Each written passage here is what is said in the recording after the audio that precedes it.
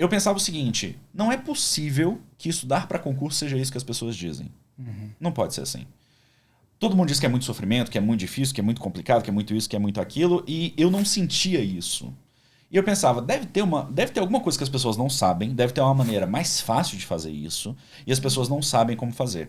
E eu comecei a estudar o estudo, eu comecei a ver como que o cérebro funcionava, eu comecei a ver quais práticas favoreciam o aprendizado e o que as pessoas não estavam fazendo. E eu comecei a entrevistar pessoas que tinham passado para tentar identificar quais que eram os padrões entre elas. O que todo mundo que foi aprovado fazia? O que todo mundo que foi reprovado fazia? E a partir daí eu comecei a traçar esses padrões e bater isso com a literatura para tentar entender como que o estudo funcionava. O que você fala faz muito sentido, porque eu lembro, eu sou dessa época também, eu comecei a estudar para concurso lá para 2005, 2006, e aí 2008 saiu para casa. Saía um concurso, você chutava, caía 3 concursos da árvore, assim. Era demais.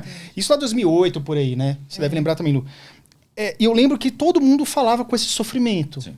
Não, porque tem um concurso XYZ, esses de alto nível, sei lá, Câmara, Senado, digamos assim. Outros também, né, Bacen. E aí as pessoas sempre falavam como se fosse algo meio que inalcançável, entendeu? E aí você seguiu essa trajetória até hoje, né? Até hoje as pessoas falam. Então, na verdade, para mim, qual que era a grande questão? Hoje eu tenho muito mais nuance nisso.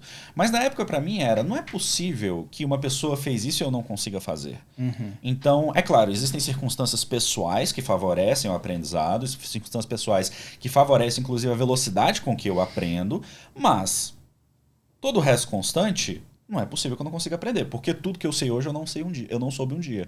Então, se tudo que eu sei hoje eu não soube um dia, tudo pode ser aprendido. E existem formas melhores e piores de se aprender. Então, eu parti dessa premissa... É um caderno em branco, né? Exatamente. Eu parti dessa premissa que depois fui perceber que estava correta e comecei a pensar, tá, então, quais comportamentos favorecem o aprendizado? E o favorecer o aprendizado, ele é um negócio meio complicado, porque a literatura, ela obviamente não trata de concurso. Né? Eu acho que tem 1 ou 2 pesquisas científicas no Brasil que falam especificamente de um cenário de concursos públicos. Então a gente tem que meio que importar isso de aluno universitário, de crianças e meio que fazer, né, extrapolações para tentar trazer isso para o universo dos concursos públicos. Mas partindo do pressuposto que o cérebro funciona mais ou menos da mesma forma, se a gente pegar a ideia de que no concurso público a gente tem uma quantidade enorme de conteúdo que não é trabalhado nesses estudos e que a gente precisa de práticas que permitam às pessoas aprender isso ou decorar isso, né? A gente vai usar isso de forma mais ou menos indistinta. Mas se você tem práticas que permitam a pessoa aprender isso num curto espaço de tempo, isso para a gente está funcionando. Então, beber dessas fontes é muito importante e foi exatamente o que eu comecei a fazer. Quando eu estava lá e eu comecei a estudar como que o estudo funcionava, eu comecei a transpor isso para o trabalho de mentoria que eu fazia. Eu comecei a escrever artigos, porque o meu objetivo, na verdade, era escrever um livro que seria a maior pesquisa sobre concursos públicos do Brasil. E isso veio da tua vivência. Tipo assim, como você concurseiro, esse nome sim, entre aspas, tá? Como você concurseiro, você tava assim, beleza. O que eu tô aprendendo aqui, você tava achando fascinante e tava querendo criar os seus próprios artigos. Eu tava querendo, na verdade, entender como é que eu podia passar mais rápido. Entendi. Esse era o meu objetivo. E aí, quando eu comecei a estudar, eu comecei a perceber que outras pessoas vinham até mim para perguntar. Inclusive, eu tive um amigo na Agência Brasileira de Inteligência, ele trabalhou lá comigo, hoje é auditor do TCDF, e ele me fazia várias perguntas, a gente trocava muita ideia sobre estudo e preparação para concurso, e um dia ele virou para mim e falou assim, Fernando, sempre que eu quero tirar uma dúvida sobre concurso, a primeira pessoa em que eu penso é você. E isso meio que acendeu uma luz, né? Eu falei, então tem alguma coisa aí. Tem alguma coisa que eu tenho aqui... Eu deixando dinheiro na mesa, que o pessoal fala. Porque assim, eu era um servidor de nível médio, eu não tinha uma enorme experiência em concurso, embora eu tivesse alguma experiência. E ele tinha colegas, por exemplo, de nível superior, que vinham de boas faculdades, a quem ele não se remetia para tirar essas dúvidas. Então eu pensei, bom, então deve ter alguma coisa aqui que está fazendo diferença.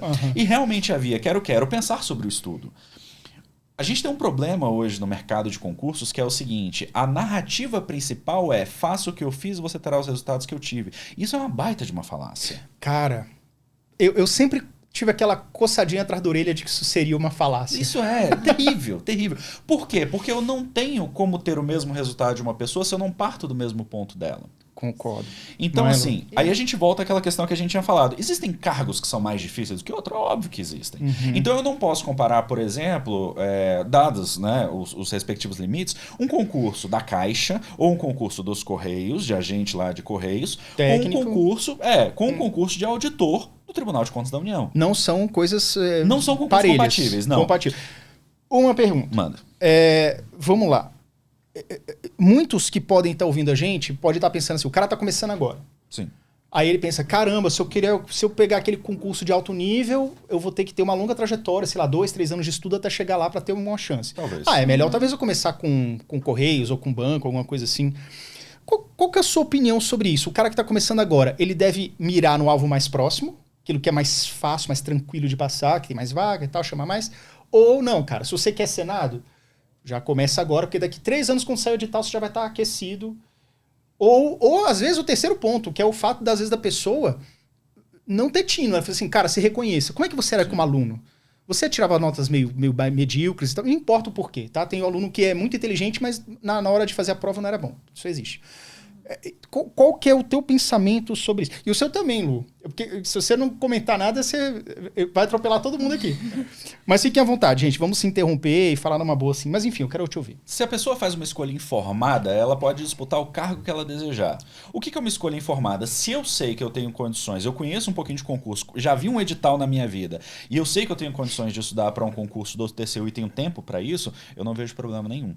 Sim. O problema é, muitas vezes, a pessoa que não tem formação, não tem repertório, ela quer fazer isso. Só para contextualizar isso, quando eu trabalhava na ABIN, tinha um rapaz lá, que era um rapaz da limpeza.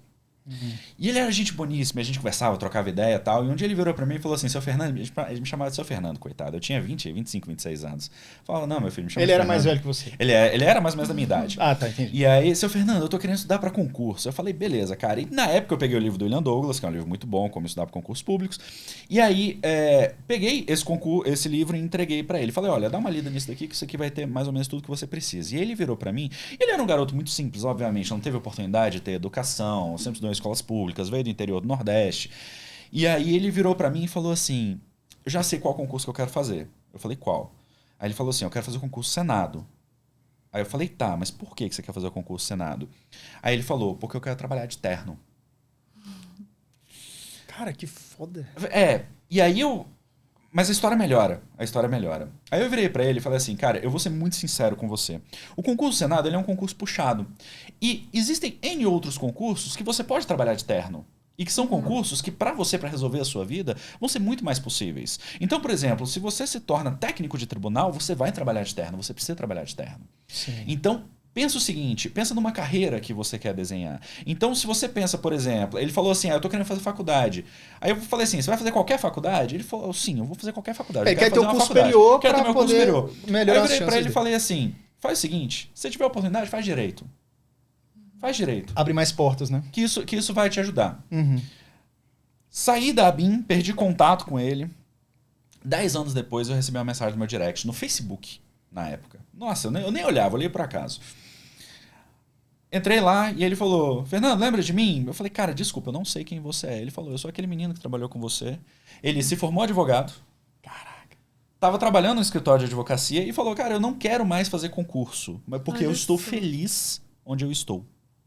Entendeu? Por fim, ele pegou o sonho dele, que era trabalhar de terno. Sim, exatamente. O sonho dele não era ser servidor. O sonho dele não era passar num concurso público. O sonho dele era trabalhar de terno. E óbvio que ao longo da vida, e eu fico todo arrepiado, e óbvio que ao longo da vida, isso é uma metáfora para como a gente vai se desenvolvendo, os nossos sonhos vão se ajustando. Muita gente começa a prestar concurso, na verdade descobre que não queria prestar concurso, tá tudo certo. Porque concurso não é para todo mundo. E é uma bobagem esse negócio de você também ficar preso, né? Porque às vezes a realidade hoje em dia... Eu não acho que a única opção é concurso. Concursos públicos são a porta de entrada para uma vida mais tranquila e estável. E qualquer um pode passar, mesmo sem diploma superior. Meu nome é Luciana Lima e eu vou te ensinar o que fazer para ser aprovado ainda este ano. Clique no link da descrição.